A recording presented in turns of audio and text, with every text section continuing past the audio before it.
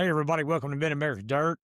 I am super excited to be joined by Gordy Gundaker. And Gordy, I've bugged you enough that you finally come on the show. Super happy to have you on here, man. Yeah, man, I appreciate you having me on here, and yeah, I'm glad we could make a night work, even though I was a little late to the party. But yeah, I appreciate you having me on. Hey, man, I appreciate you coming on. Big fan of yours, and have been for quite a while. Not only racing, but your podcast, Dirt Parlor Podcast. Love that show. As a matter of fact, I think I was probably one of your early subscribers. Heck On yeah. that show. I've been a fan of it for quite a while, and then just found out recently, you had the checkered customs thing too. I knew that from watching the deal, or watching the podcast, but we talked about that the other day. That sounds like a really awesome thing, right there. Let's start out with you do come from a racing family. I'm sure everybody knows that. When did you step into a car? So I would have been 5 when I started doing quarter midgets. Ran quarter midgets up until I was 12, and then we did 1 year of go-karts, and go-kart racing was not for me. I just don't like the tearing stuff up and running over each other. It just wasn't really all that great for me. And I kind of told Dad that I wanted to do something different. And we actually bought a sportsman car at the time. Sportsman was a big deal back here in the Midwest, Peevely, Tri-City. We owned the racetrack at that time, so that was kind of our original plan. And then they came out with the crate late model class. And that really was perfect for us. You could be 14 at the time to race those. And so we went out, we actually sold the sportsman car, went to CJ Rayburn's, got us a nice '06 Rayburn, bought us a crate motor, and took off crate racing for a few years. I really just kind of got my feet wet in the late model side of things. It was just a good learning curve, really. I knew late model racing was something I wanted to do, and that was really, that was my goal. Was like I want to race super late models, and so that was the perfect stepping stone at that time. And then when I was when I was 16, Dad was done racing at that point. So when I was 16, Andy Cordy actually let me drive one of his late models over at Tri-City on a practice night.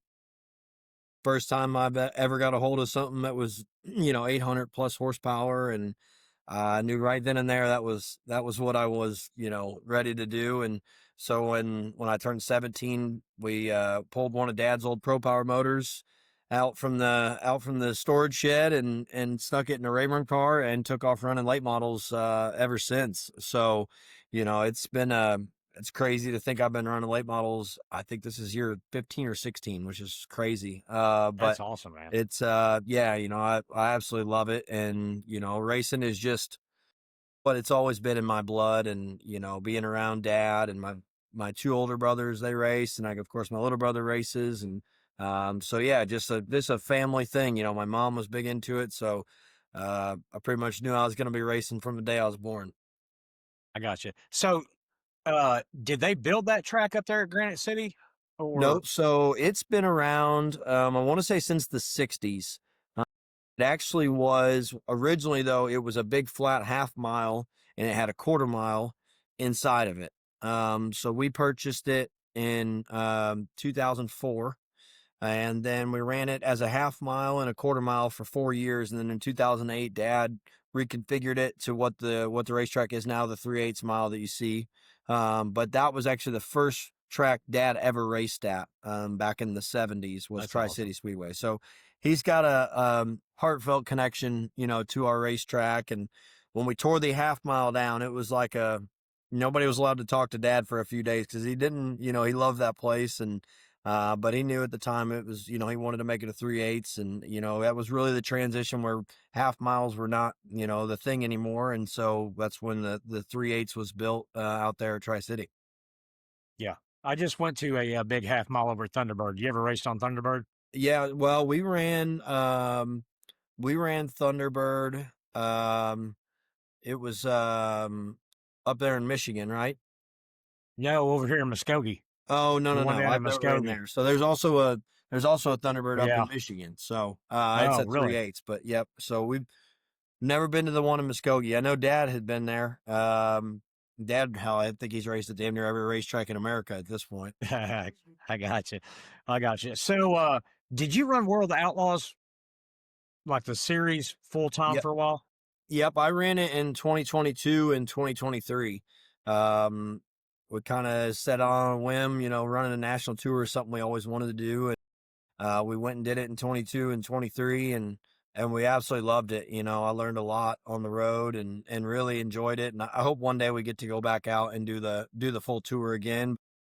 Between Savannah and I having our daughter Eloise and our screen printing business here, it's a lot to try to be on the road as well. And it's just, I don't want to, one of the nice things about, kind of creating our own schedule is we get to do a lot of family things still. I get to spend time with my daughter, and really just, I enjoy that. And I want to see her grow up. And, that the road commitment is a huge commitment. I mean, you spend a lot of time away from home, and it's a lot of money, a lot of effort from a lot of people. So I think one day we'll definitely get back out there. But I really did enjoy 22 and 23. Yeah, I mean, I knew you probably did. My kids rubbed you off the track in World of Outlaws 24 today on uh, on the Xbox. Oh So, yeah, oh yeah, yep. uh, but so how did you get into the podcast stuff? You just decide, hey, I wanted to, The start podcast trying deal to do kind of that, or came up kind of out of nowhere. Don, that's my partner on there. Him and I have known each other a really long time, and me, Don, and then two other guys, Bob and Eric Jacobson, that used to race. We actually all had a group chat going for a while, and we've got some other things that we're working on. Actually, some of the stuff we're working on was supposed to come out before the podcast did, and then we really ended up kind of deciding that, hey, let's get this podcast going and get our platform built up, and that way, when we're ready to launch the other stuff we're working on right now, that we'll kind of have a platform to share it on. And the Dirt Parlor has taken off way faster than I expected that it would. yeah, And it's a we've good had show. I a mean, ton it of really is. I we've had a enjoy it. ton of great guests, a lot of a lot of really knowledgeable people.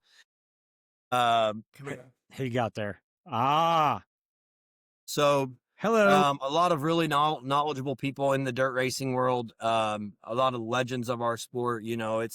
It's been really cool to talk to a lot of great talent in the racing world today, and a lot of guys who have been a part of it a long time, and super thankful for all those opportunities. And we've had great partners that have kind of allowed us to do this deal. And I enjoy every Monday night going and filming our podcast, and who we might have on the show, and all different things. So, yeah, it's like I said, it's a lot of fun, and I feel like it's just going to keep growing and getting bigger. And we've got a lot of really cool things planned going into this off season and for the dome and a lot of different stuff. Thank you. Yeah, yeah, that's awesome, man. We talked the other day, and I think you're gonna set me up a store and stuff, and get me in some merch. Will you kind of talk about that so people over here in this part of the world can? Because I mean, I think it's a pretty cool deal. Yeah, absolutely. So our screen printing company here, Checker Customs, we cater to a lot of different people. It's obviously, racing is a big part of what we do. We work with a lot of businesses, small businesses, bigger businesses, pretty much everything. And one of the things that I just changed, especially in the apparel and merchandising world, is the easy access to just buying something online, right? Or going on to Custom Ink or whatever it is, those sites, and getting your apparel made there. And one of the things is you get charged a lot to do those things on those Yeah, online sites. And we have the capabilities to set up our online stores for our customers, where if we can set up all their products that they want to offer, all the things that we can produce for them, and and sell them directly, through our system and our softwares. And it pretty much allows somebody who maybe doesn't know how much they want to do to run a site through us and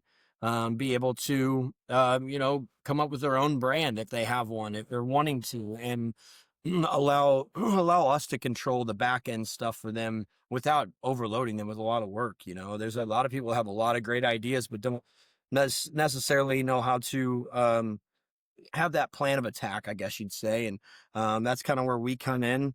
We're able to establish, that working site for them, and then be able to produce all of their merchandise right here out of our shop. Yeah. Now, do you drop ship?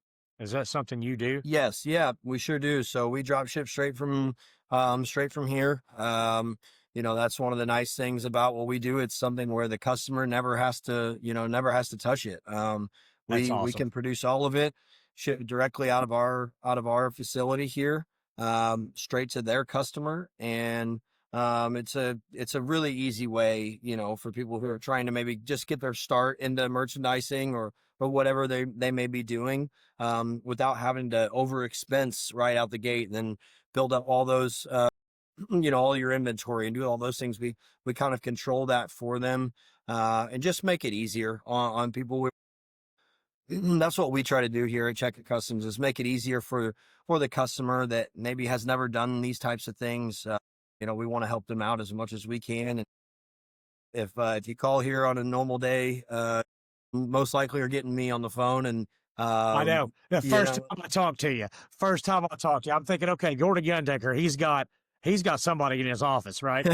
Taking care of stuff. So I was going to get that door because I thought I was going to do this podcast or whatever. And yeah, I'm like, oh, I want to get a Gordy door and put up here. yeah. And so I called and you're like, this is Gordy. I'm like, you answer your own customer service calls? You're like, yeah, Yep. yeah. Oh yeah. Yeah, and that's just I think my nature.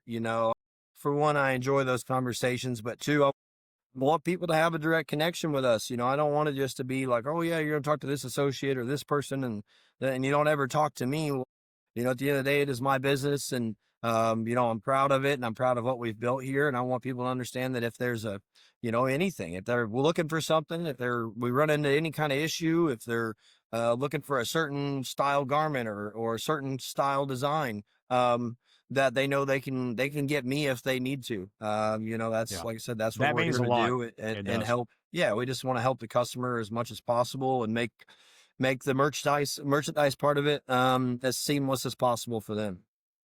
Now, do you design So we also? have our racing stuff. We have all of our own artists that we have kind of labeled out, and um, just like anything else, those guys are way better at it than me. Now what we do, simpler stuff, looking for hat designs and t-shirts and simpler things. We absolutely do that in house. But when it comes to our full racing designs, I guess you'd say we trust the professionals to do that. I got you. I got you. I got you. Is there a flat rate for that, or is it just Yeah, depend on so what we people charge want? what we do is we charge an upfront artwork fee. And then really what we do is based off of how many items a customer may pay for. If they're looking to get 200 pieces, 300 pieces or so up, we have price breaks built into those, so that if you order a bigger amount, you actually if you order over 300 pieces with us, you actually get your artwork for free. And you own that artwork. Wow. Okay. So, obviously we want to reward the customer for spending money with us. And we try to give back. One of the things about our business is that, we want these guys to sell a lot of merchandise. We want to help them move stuff, and we want to keep, we don't want them to come in here and spend money with us once and never come back. We want to create those relationships, and let those relationships continue on for many years to come. And I think that's one thing that I'm very proud of here, is that we have done that, and a lot of our customers are return customers, who continue to work with us. And we love supporting them, and seeing all the fans who are buying their shirts out at the racetrack. Yeah. Yeah. That is awesome. And I'll link that checkandcustoms.com. Is that right? Yes. Yep. I'll li- Checkercustoms.com is our online website. We post a lot onto our Facebook social media stuff. You see a lot of different things that we're doing on there as well. I try to post some on mine just to kind of, show what we're doing. And I think, going into this winter, that's one of the main things that we're going to work on is our social media presence as a whole. We really want to, showcase what we're doing here, day in and day out. And the really cool things we've been fortunate to do just over this past year. Um, we've done a lot of big event shirts for National Touring Series, for a lot of big name drivers, and it's something we're extremely proud of to be doing, especially we're really only in year 3 of business. Yeah. Yeah. The social media stuff, it takes up a lot of time, doesn't it? It sure does. Yeah. It's, It does. it's a lot of long hours It is. and things, but that's just the nature of the business. And if you want to be It good is. at something, you don't do it for 3 or 4 hours a day. And sometimes it's longer hours. But we want to make sure all of our customers are getting what they want and when they need it. I don't see how you do it. I mean, I know you won at Granite City, right? Friday night. Yep. Yep. Did you race Saturday night? No, we were off Saturday. And then we And you ran, raced Coles. yeah, we ran Coles County on Sunday. Um, we got back about 4 a.m. Sunday night and, back at it Monday here at the office. I watched the Coles, man. It does look pretty similar to the Dome, size Yeah, wise. it had a lot of similarities. It's really about the exact same size as the Dome.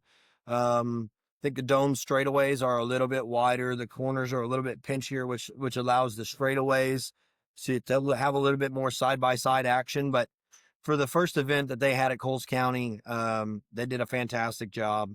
You know, I think if you asked anybody when we got there, if it would have raced the way it did, we would have told you no, it would have been, way worse and you wouldn't have seen no passing. Yeah, Brian and his entire staff, did a great job. And, he brought Rural King on to sponsor that event, which is a big I saw deal. that. Yeah. So for him to kind of bring in a new look to late models, to his racetrack and Rural King, you can't ask for anything more than that. We were showcased on Flow Racing. So that's what our sport's about right now. We want to be out there, showing what we're doing and really bringing in more people to our sport. And I think that's exactly what Sunday night did.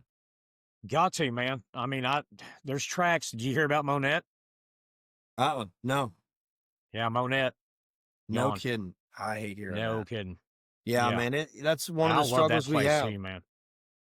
We've unfortunately lost more racetracks than we've gained in the recent years. And it's been a struggle for a lot of people. It's just hard. You're promoting events and making a dollar's tough. There's so many more things for people to do on the weekends now: entertainment venues, sporting events, uh, fairs. There's just movies and there's you can name the list goes on and on. And so um, keeping people involved and passionate about the sport of racing is what, we want to do as a whole. We want to do it from a promoter standpoint, from a racer standpoint, from a fan standpoint, all of those things. And, the only way to do that is to keep these racetracks alive, and hopefully keep people going and sitting in the grandstands and not just watching from home all the time. Yeah, I mean, you guys track. It's like right there outside of St. Louis, right on the other side Yeah, of the river. we're just about 20 minutes outside of St. Louis. How's your crowds up there? I mean, are they like Our everybody crowds have else? been down, honestly. Think if you asked any racetrack in the area, the local crowds on your Friday, Saturday nights have been down, and it's tough to make any money when you don't have people sitting in the grandstands. And we're working actively trying to do some more at our track to hopefully bring some people back, and I think we're going to be able to do that. But it's tough when you have Dirt Vision and you have Flow and all these streaming Yeah, sites. Race It's real, on, yeah, Vision. I mean, yeah, all that stuff. and when people look at the weather and it doesn't look that great, if it looks a little Yeah, too hot or a little too cold, or I got home from work about 30 minutes later than I thought I was going to, you just turn it on TV instead of going. So yeah, it's a battle. It's, the streaming services have a lot of pros to them at the same time. So I don't want to knock them and say they're not helping us, because that's not the truth either. But it is it is tough at the end of the day to continue to get people to come out on Friday nights when they get off of work. So it's yeah. Oh, we're you guys a active. Friday night track? We're a Friday night track. Yeah. Oh, that's even tougher. Yes. Way hard. It's very hard because you got people getting off of school, getting off of work, Yes. all of those Friday things. And night football now. I mean, football. Yep. Football always hurts yeah. us. That's the thing. And I think it does anywhere. Football is a big deal. High school sports and, parents are going to all their kids. So yeah, it's just, I think, there are ways to keep people at the racetrack and, I think a lot of people are realizing that now and you really have to do your promoting. You have to do a lot of inclusive events. Hey, thank you. Let me ask But you this question. How important do you think it is to have late models as much as possible at racetracks? man, For older school fans like me, I mean, which, yeah, I that's grew one of up the around West things. Plains in the 80s and 90s, That's and one of the I mean, hardest that parts place was about it. packed. Yeah, local racing strived because you had local heroes. You had guys who Yes. ran your racetracks every Yes. Friday night and every Saturday night, and that's one of the disparities in racing right now is the cost of how much it is to build a late model these days.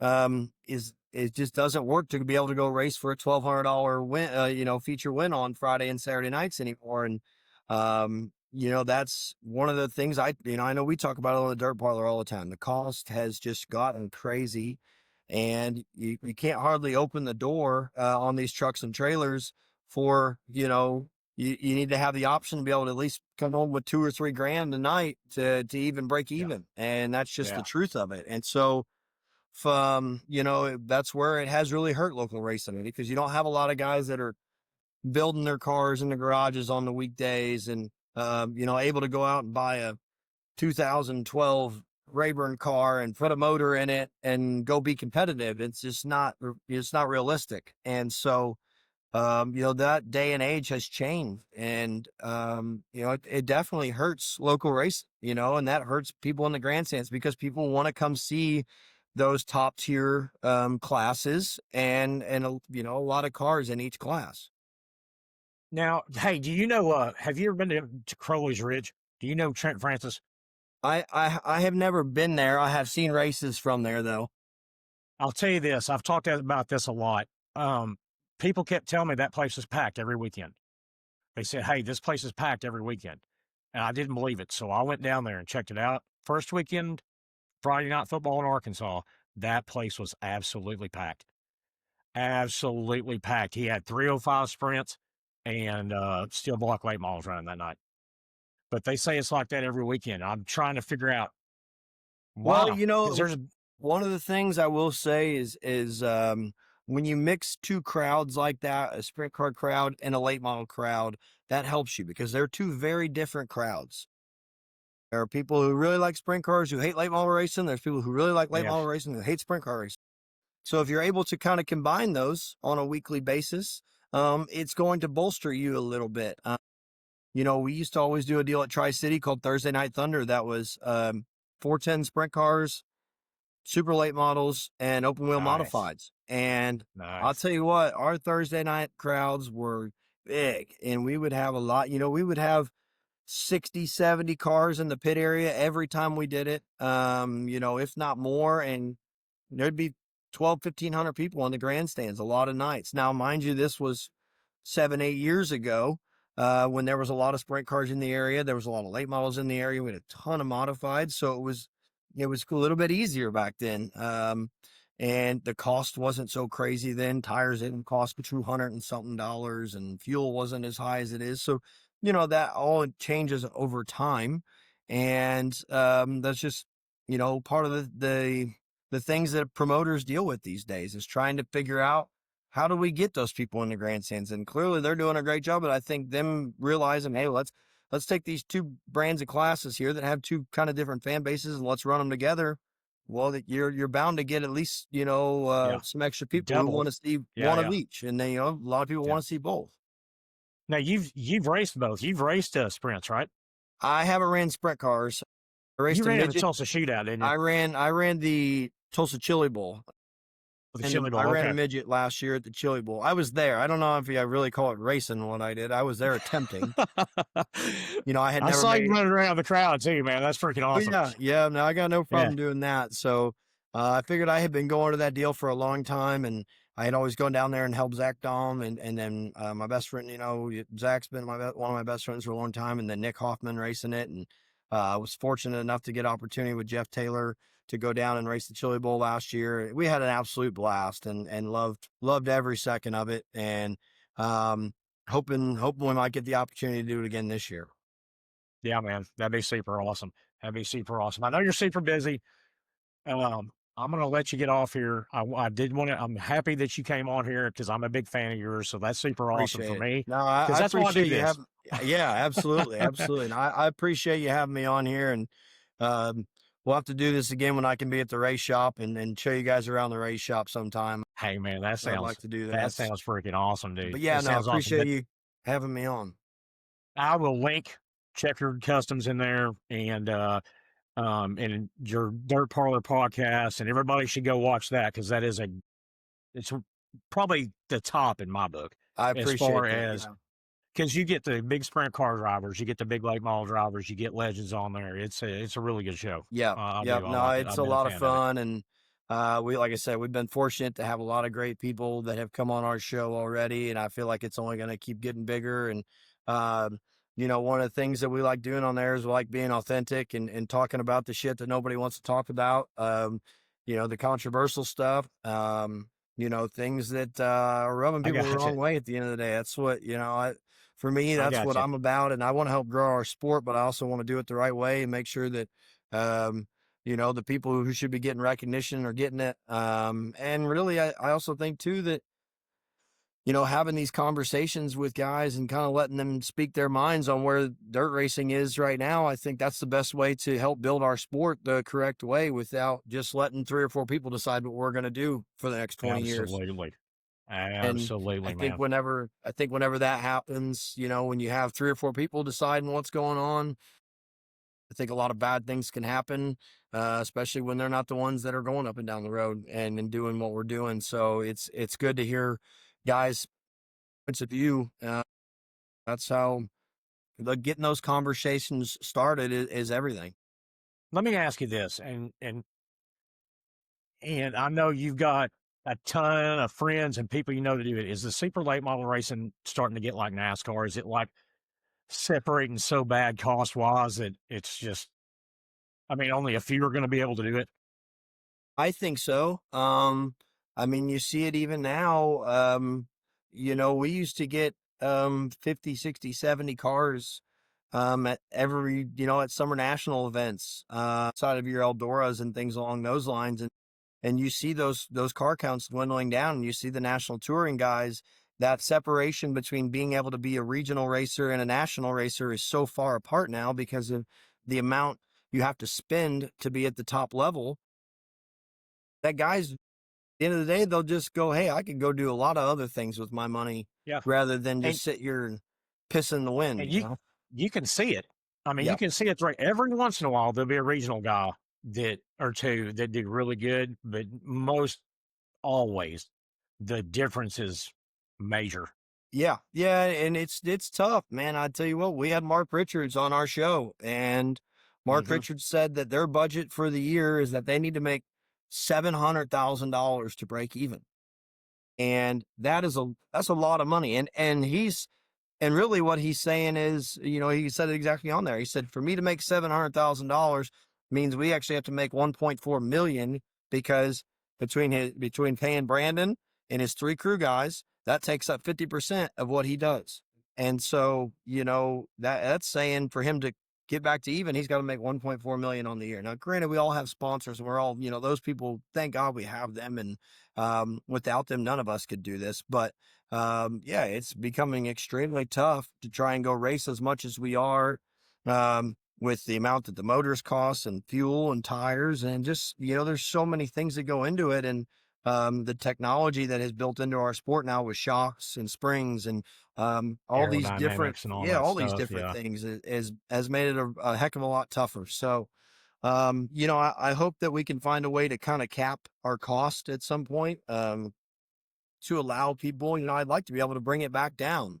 In some way, there needs to be a way that we can dwindle out some of what we're doing and get it where it's affordable to go racing. But I've said it, and there's lots of others who have said it, but I feel like if we continue on the path we're continuing on, we're just going to end up like NASCAR, with 40 guys that are maybe able to do it, and that's all you're going to see. And you might see them one time a year at your local racetrack, and that's it. And you might Maybe, never might not maybe. see them, I and mean, we over don't want here that. west of the Mississippi, we don't. I mean, I know you guys are coming to Kansas, right? That's the good thing about World Outlaws. They have come to Arrowhead. They're going to Kansas 2 races. Yep. Lucas won't go past Wheeling. Yep, So Wheatland's as far as they go. I know it. So, I know they go up to Huset's, but God, that's so far out of the way too. And so it's, yeah, way up there. there's a lot of things that I think the series could do better. I think, I think streaming could do better. I think there's a lot of things that play into those factors. You know, I don't want to harp on saying we don't race for money, because we definitely do. But there's also a big disparity in what our like and how much they pay to win versus how much they pay just to make the race. Sure. Yeah. A lot of times it makes absolutely no sense to me why you pay $100,000 to win and it pays $2,000 to start. I don't get it. Must be because of where the drivers are from. Like most of you guys are from more east, but dadgum, why wouldn't they get into Texas and I don't stuff like know if that? I it's mean, just, I think they look at, there's a big logistics. bulk of racetracks that are out in the East, on the East Coast. And, you got your Carolinas and Louisianas and your Pennsylvanias. And I think sometimes they just like staying in those regions. It's kind of their honey holes, and they know they're going to get fans and race cars. And, they're fighting for every race car they can get these days. And so I think some of that plays into those factors. But I feel like as we, continue to grow our sport in certain ways, I hope that they venture out a little bit more. I hope they find ways to get to some newer racetracks to maybe grow the fan base a little bit more, just across the board. I think we have such an outreach right now with people because of the streaming, that people from other parts of the country that weren't watching us before are now watching us. And I think at some point we need to start visiting some different racetracks, Sure. Yeah. and different places that we have never gone, because I think at the end of the day, that's the only way to continue growing, and not stay stagnant and exactly what we're doing and paying the same purses, and, still trying to pay 100,000 to win and not paying down. There's a lot of places that do that. I I don't know. know if that just Yeah. comes from the series or if it's the promoters. I'm not sure, but, I've heard. um, Listen, I've talked to a lot of guys around here that drive. They'll put on like a 30,000 mod race or something. They're like, why don't they make that a 15,000 win mod race and spread that down through the yep, field? yep, I know it. And that's what when I looked at putting my race on at Tri-City last year, that's what we were going to do. We were paying 20,000 to win, but it was going to be $3,000 just to make the race, and it Hey, had a that's great awesome. payout. And, That's awesome money right there. I think I'm not saying there should definitely be a difference between winning and running second. It should pay money to win the race. We're in a performance-based sport that, winning is the end goal. And so that should pay more. But do I think it should pay $80,000 more than second place? I do not think so. And you see that a lot. There's a lot of races that do that, or, they pay 50,000 to win and 10,000 per second, 15,000 per second. And, next thing you know, by the time you get to 10th, it pays $2,000. And it's like, well, we had damn near another $25,000 on top we could have just used, and the guy who won would have still made plenty of money. Yeah. So, Yeah. I think there are definitely some things that need to be fixed on that standpoint, because the more money we can pay to all the racers, that allows more of us to keep going up and down the road rather than just keep 8 to 10 teams afloat. We want to keep all of them afloat. We want to keep Sure. every one of these car owners happy who are spending their money, and sponsors and drivers and those things. But if we just keep paying the top 8 guys who win every one of these damn races, well, eventually we're all going to go find something else to do. Or we just won't race super late models on a national touring base or even at a regional base. Um, yeah, like I said, there's a lot of things I think that need to be addressed. And it starts with people at the top, in the higher up places. Maybe listening to us a little bit more when saying what we want and how we should be doing these things. But That's also a hard bargain because they just kind of tell you, well, I you can got show you. up race for this, you can just not race at all. So I I think got you. most things, I think eventually some of that will collide and we'll find a way around it and we'll get better payouts and purses, um, throughout the field. There are plenty of racetracks who do this. I'm not saying nobody does it, but there's definitely some wiggle room that we need to kind of merge together on and make things better for everybody as a whole. Have you put eyeballs on that Heartland tour that's coming up? That On new the late what? model Say it series again. up there, the Heartland late model series. Have you I had a have. chance to Yeah, I look at it have. at all? Yep. Yep. What do you think about that? I think honestly, I think anybody who's having a series, um, I think those are great. Regional series and those kind of growth series are things that we need, in our sport because, when we lose regional series, that loses places for people to go and be able to make some money and do some things. I know we lost MLRA last year or this year, and Yeah, that sucks, man. that took a lot of races out of my schedule.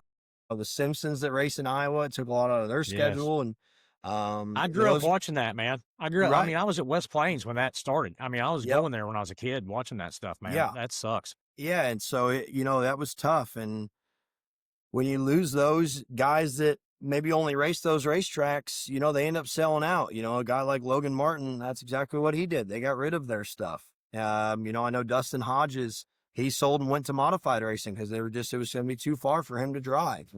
So as soon as you start eliminating those regional type series, you lose more racers because they don't have anywhere to go race. So any type of regional series, I commend those guys for sticking their necks out, putting races on for us, and really for any racers. So we need regional series. We need racetracks and good promoters Yes. all across the country. And I hope we can continue on, building those back up to what they should be. Yeah. All right, Gordy. Well, man, I'm gonna let you go. I really, really appreciate you coming on here. I Yeah, do, man. absolutely, And Skip. I I'll appreciate link it, all man. that stuff. I'll link all the stuff up, and man, I maybe help you out over here in the four state area, man. Heck yeah. Thanks, man. I appreciate it. And we'll talk to you soon. All right, don't go anywhere.